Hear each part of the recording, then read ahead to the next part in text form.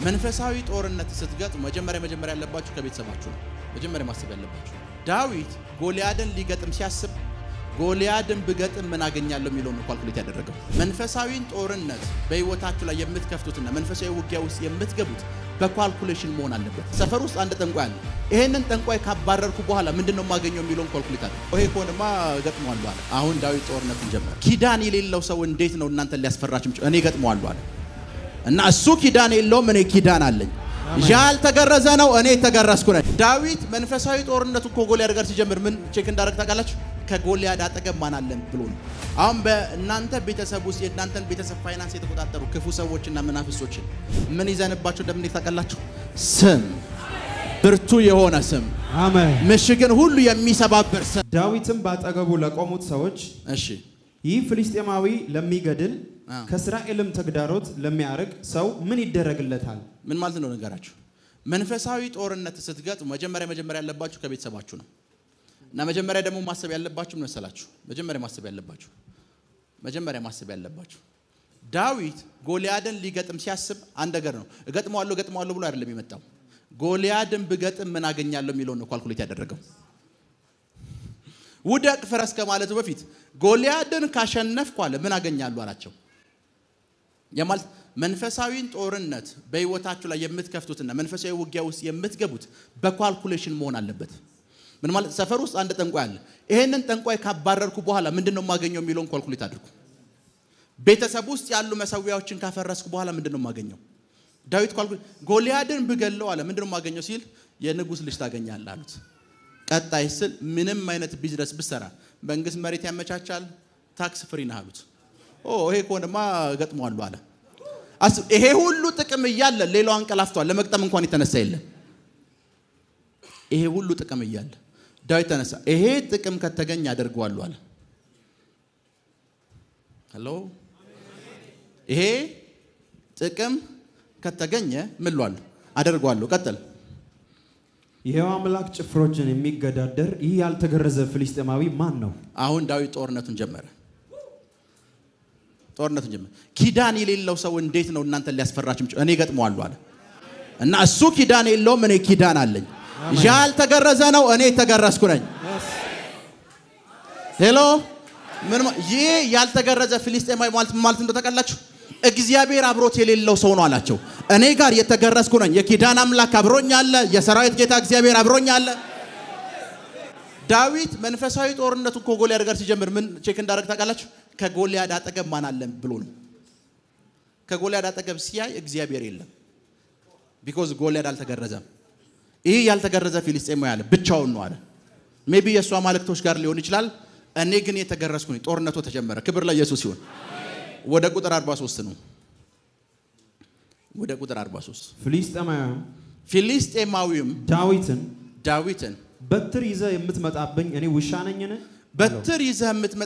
ውሻ ነኝን? እሺ።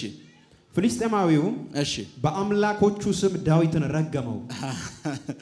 አስቡት፣ የሆኑ ሰዎችን 40 ቀን አደንዝዟል። አሁን ያ ማደንዘጃ ወይም የእርግማኑ መሳሪያ ዳዊት ጋር የሚሰራ መሰለው እና ሌሎችን 40 ቀን ሽባ አድርጓቸዋል። ዳዊት ጋር መጣና ረገመው።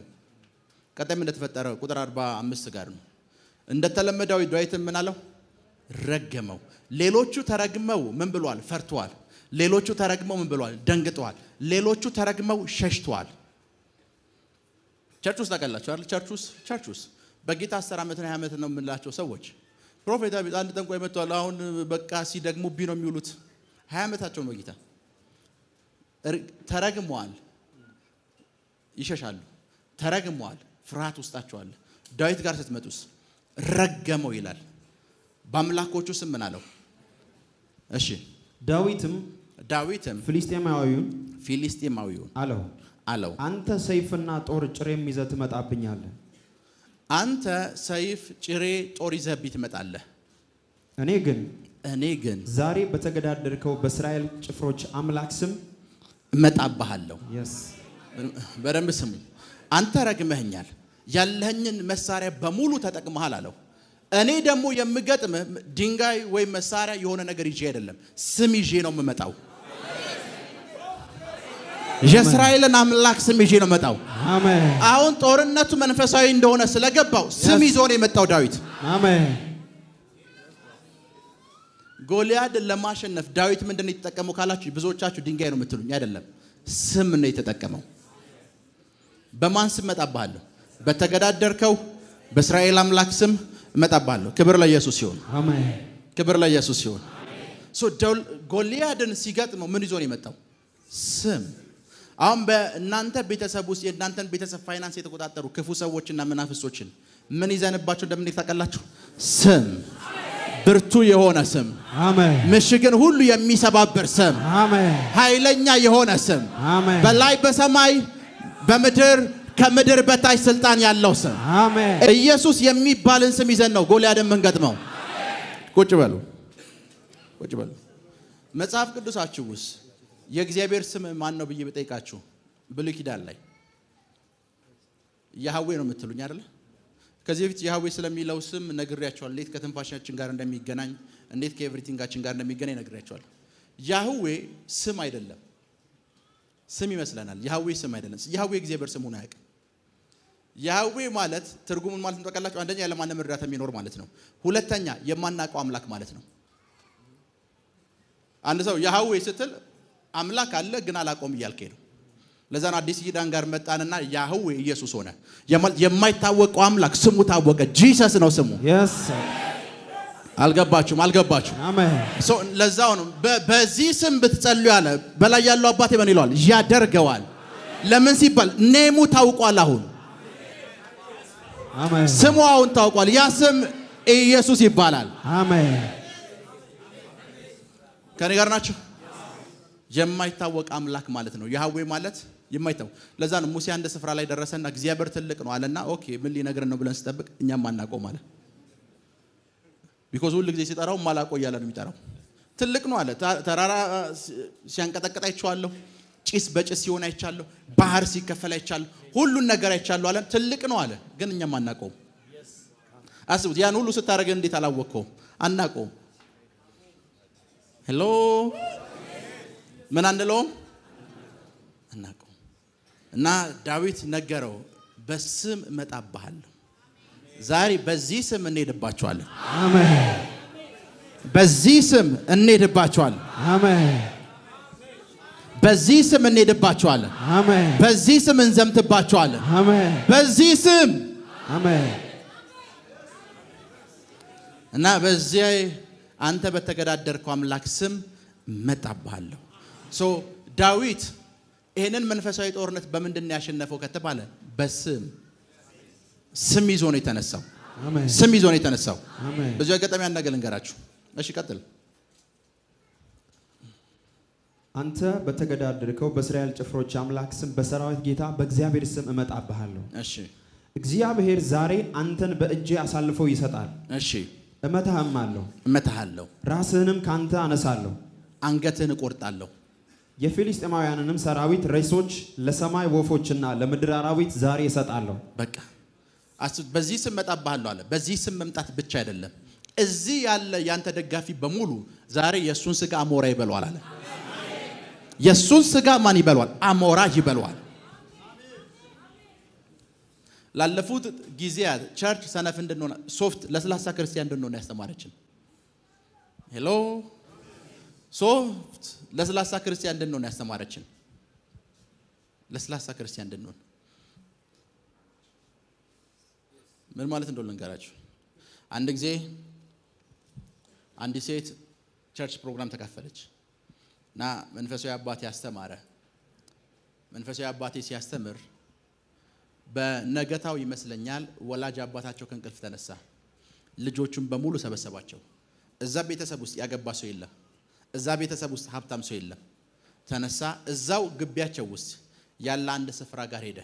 ቆፈረና ቦትል፣ ይሄ የእንትን ጠርሙስ፣ ይሄ ለስላሳ ምናምን የሚቀመጥበት ጠርሙስ ቦትል፣ ከዛ ቆፍሮ አወጣ። የልጆቹን ስም በሙሉ እዛ ቦትል ውስጥ ከቶ ቀብሮታል፣ ማንም እንዳይነሳ። አባታቸው እግዚአብሔር ላባ ያዕቆብ ጋር ሲሄድ ለላባ ምንድን ነው ያለው? ምን ብሎ ነው ስለ ያዕቆብ ያስጠነቀቀው? እንዳትነካው እኮ አይደለም ያለው፣ በክፉ እንዳትናገረው። በክፉ ከተናገርከው ያቺ የተናገርከባት ቀን የመጨረሻ ትሆናለች። አስቡት፣ እግዚአብሔር እናንተን ለሚነካ በሙሉ ምላሹ ይሄ ከሆነ እናንተን ለሚነኩ ሰዎች ምላሻችሁ ምንድን ነው? አስቡት፣ እንዳትመታው እንዳትገለው አይደለም ያለው፣ በክፉ እንኳን እንዳትናገረው። በክፉ ምን እንዳትለው እንዳትናገረው። እና እዚህ ስፍራ አሁን ወደ ጎልያድ ልመለስ። እመጣብሃለሁ አለውና ከዛ እንደዚህ አለው፣ ስመጣብህ ካልሞትክ ጦርነቱን አላቆምም። ስመጣብህ ስጋህን አሞሮች ካልበሉት ምን አልልም አልመለስም። መናፍስቶች ጋርና መናፍስትን የሚያንቀሳቀሱ ሰዎች ጋር ጦርነት ስትገጥሙ የጦርነቱ መጨረሻ መሆን ያለበት እነሱ ሲጨረሱ ነው። የጦርነቱ መጨረሻ መሆን ያለበት የእናንተ የ20 ደቂቃ ጸሎት አይደለም። የጦርነቱ መጨረሻ መሆን ያለበት ልክ እነሱ ሲቀበሩ ነው።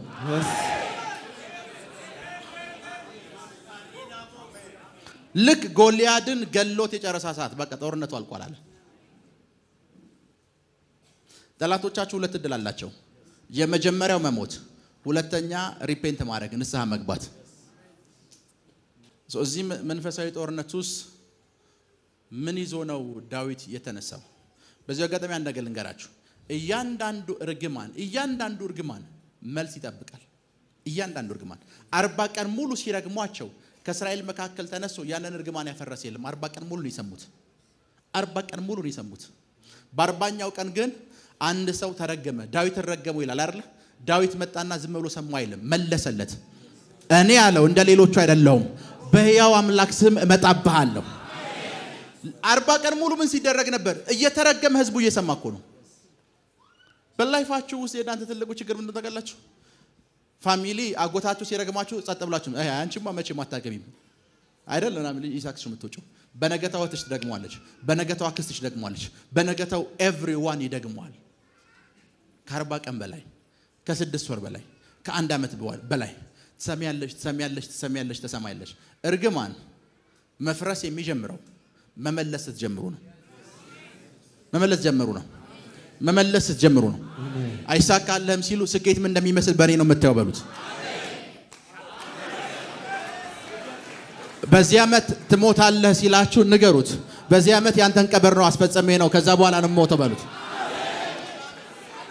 ይሄ በሽታ ቢያቆይ 3 ወር ነው ካላችሁት ይሄ በሽታ እኔ ጋር የሚቆየው 3 ወር ብቻ ነው በሉት።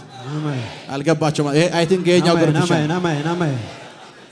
ሄሎ እያንዳንዱን እርግማን መመለስ አለባት። እያንዳንዱ እርግማን የእናንተ አሰሪያችሁ ዛሬ ተነሱ ከስራ ሲያባራጭ ከዚህ ድርጅት ከወጣህ እኮ ተራ ነው የምትሆነው፣ ምንም አይነት ነገር እጅ አይገባም ብሎ ከነገረህ ንገረው። ቀጣይ ድርጅት ከፍታለሁ አንተ የመጀመሪያው ተቀጣሪ ነው የምትሆነው በሉት። እያንዳንዱን እርግማን መለሱት። እያንዳንዱን እርግማን ፕራካቶሳሊ ብራዲያና ኮሳተ አሜን። እያንዳንዱ እርግማን ዳዊት ያደረገው ነገር ምንድነው? እነሱ 40 ቀን በዝምታ ሰምተውታል። የማይሰማ አንድ ሰው መጣ። በዝምታ እርግማን የሚያስተናግድ አንድ ሰው መጣ።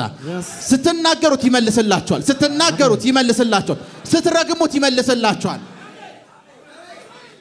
እየረገማችሁ ጸጥ ብሎ አይሰማም፣ ይመልስላችኋል። መንፈሳዊ ጦርነት ውስጥ በጣም የሚጠቅማችሁ መሳሪያ ምንድነው? ስትረገሙ ጸጥ ብላችሁ መልሱላቸው። ሄሎ መልሱላቸው። ምን እርግማንን በቀላል መንገድ ላስረዳችሁ። አሌክስ ዚና ቆም። እርግማንን በቀላል አማርኛ ላስረዳችሁ። ይሄ እርግማን ነው እና ወደሱ ወረወርኩት። እስከ ተቀበለ ድረስ ይሰራል። ጸጥ እስካለ ድረስ ይሰራል። ማድረግ ያለበት ምንድነው? መመለስ። ከመለሰልኝ እንደሚሆነው ያው እርግማን በዛው እርግማን የምጠመደው እኔ ነኝ። ለነሱ መልሱላቸው። በዚህ ዓመት ትሞታለህ ሲሏችሁ አይ በዚህ ዓመት አልሞትም፣ በዚህ ዓመት አልሞትም። ቁጭ በሉ። አንድ የመንፈስ ባህሪ ልንገራችሁ። የጨለማውን ዓለም መንፈስ አሰራር ልንገራችሁ። ወደሱ የድህነትን መንፈስ ከላኩ ተልኳል አይደል? የድህነት መንፈስ የሆነን ሰው ድሃ እስካላደረገ ድረስ አይመለስም። የተላከው የሆነን ሰው ድሃ እንዲያደርግ ነው። ድሃ ነው የምትሆነው ብዬ ወደሱ ላኩት።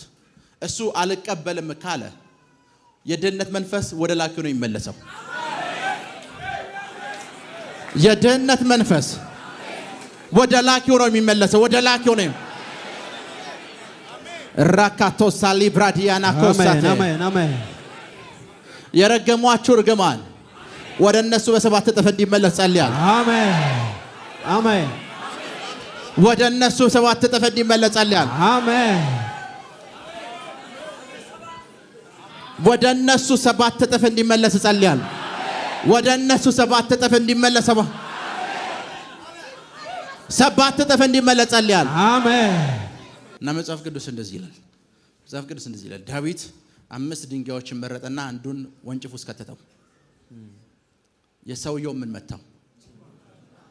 ወደፊት ወድቆ ምን አለ? ተደፋ ወይም ሞተ። አንዲት ጠጠር አስቡት። አንዲት ጠጠር እናንተ ላይ ወርውሬ እናንተ መግደል አትችልም። አስቡት። ያንን ግዙፍ የሚያክል ሰው ጠጠር ወርውራችሁ እናንተ ትንሽ የጠጠር ከእንትኑስ ፈልጋችሁ ስትወረውሩ አስባችሁታል? አልገደለው። ጠጠሩ አይደለም የገደለው፣ የተጠራው ስም ነው የገደለው። ጠጠሩ ምልክት ነው። ከጠጠሩ በፊት ግን የተጠራ ስም አለ።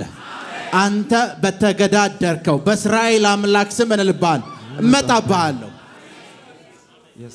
ጎልያድ ምን ገደለው ካላችሁ ጠጠር ሳይሆን የተጠራው ስም። ጠጠሩ ምልክት ነው። ቤተሰቦቻችሁንና የእናንተን ፋይናንስ ያሰሩ ክፉዎች በሙሉ ክፉንም የሚያንቀሳቅሰው ሰው ዛሬ ፍጻሜያቸው እንዲሆን ጸልያለሁ። አሜን። ዛሬ ፍጻሜያቸው እንዲሆን ጸልያለሁ። አሜን። ፍጻሜያቸው እንዲሆን ጸልያለሁ። ፍጻሜያቸው እንዲሆን ጸልያለሁ። ቁጭ በሉ። ራሳችሁን ስታስቡ እንዴት ማሰብ እንዳለባችሁ ልንገራችሁ። ራሳችሁን ስታስቡ ከኔ ጋር ናችሁ። በጊዜው ለጦርነት የወጣው ህዝብ ከ1 ሚሊዮን ይበልጣል። እዛ ጋር ሌላ ሰራዊት አለ፣ እዚህ ጋር ምን አለ? ሌላ ሰራዊት አለ። ጦርነቱ ተጀመረ። 40 ቀን ሙሉ ያ በሚሊዮን የሚቆጠረው ህዝብ በአንድ የእርግማን ስር፣ በአንድ ተራጋሚና በዛ ሰው የእርግማን ስር ናቸው። ስንት ቀን ሙሉ? 40 ቀን። አንድ ሰው መጣ፣ የኔ ላይፍ እንደነዚህ ወንድሞቼ አይሆንም ማለት። እንደነዚህ ወንድሞቼ በፍጹም ህይወት አይሆንም። በፍጹም አስቡት። ኢኮኖሚው አሁን ተመቷል ካሏችሁ ድሃ ለመሆን ፈቃደኛ አትሁኑ። የኔ ህይወት አለ ዳዊት እንደነሱ አይሆንም። እነሱ ታስረዋል፣ እኔ ለመታሰር ፈቃደኛ አይደለም። አሜን። አስቡት። ያ ሁሉ ህዝብ ተሰብስቦ ፈቃደኛ ያልሆነው ዳዊት ብቻ ነው። እንደ እብድ ሊቆጥሯችሁ ይችላሉ። ትክክል እንዳልሆናችሁ ሊነግሯችሁ ይችላሉ። ቢኮዝ ሁሉም ሰው የሚኖረው እንደዚህ ነው ይሏችሁ ይችላል። ኖ የኔ ላይፍ እንደዚህ አይደለም። የምታምጹ ሰዎች ሁኑ። እንደዚህ ለመኖር ፈቃደኛ አይደለሁም። የቤተሰቦቼን ህይወት ለመርገም ፈቃደኛ አይደለሁም። እንደ ህዝቡ ለመኖር እንኳን ፈቃደኛ አይደለሁም። እንደ ህዝቡ ለመኖር አስቡት። ያ ሰው የመጀመሪያ እርግማን ሰባሪ ሆኖ መጣ። የመጀመሪያ አስቡት። ንጉሱም በዛ እርግማን ስር ለመኖር ፈቃደኛ ነው። 40 ቀን ሆኖታል። 40 ቀን ሙሉ ህዝቡ ታስሯል። ኤቭሪዋን በዛ እንትን ውስጥ ነው። አንድ ሰው ፈቃደኛ አይደለሁም አለ። አስቡት። ፋዘር ድሃ ነው፣ ማዘር ድሃ ነች። ወንድሞቻችን በሙሉ ድሆች ናቸው። አጎቶቻችሁ ቤት ብትሄዱ ልክ እንደዛው፣ ኤቭሪዋን ጋር ብትሄድ ልክ እንደዛው። ለምን እናንተ ፈቃደኛ ትሆናላችሁ? እንደ ዳዊት በፍጹም ፈቃደኛ አልሆነም። ይሄንን መንፈስ ያምላኬን ስም ይዤ ገጥመዋለሁ። ይሄንን እርግማን ያምላኬን ስም ይዤ ገጥመዋለሁ። ያምላኬን ስም ይዤ ገጥመዋለሁ። አስቡት። እህቶቻችሁ በሙሉ አላገቡም። ያክስቶቻችሁ ልጆች በሙሉ አላገቡ። ያጎቶቻችሁ ልጆች በሙሉ አንድ የወለደ ሰው የለም ወይ? ለምን ፈቃደኛ ትሆናላችሁ?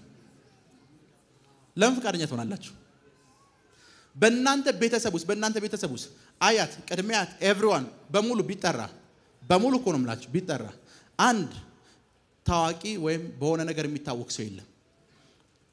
እንደ ዳዊት ነው መሆን ያለባችሁ። ይሄንን ነገር ሰብሬ መውጣ ሰው ነኝ። ሰብሬም ለመታሰር ፈቃደኛ አይደለሁም። በእንደዚህ አይነት ሁኔታ ለመኖር ፈቃደኛ አይደለሁም። ፈቃደኛ አይደለሁም።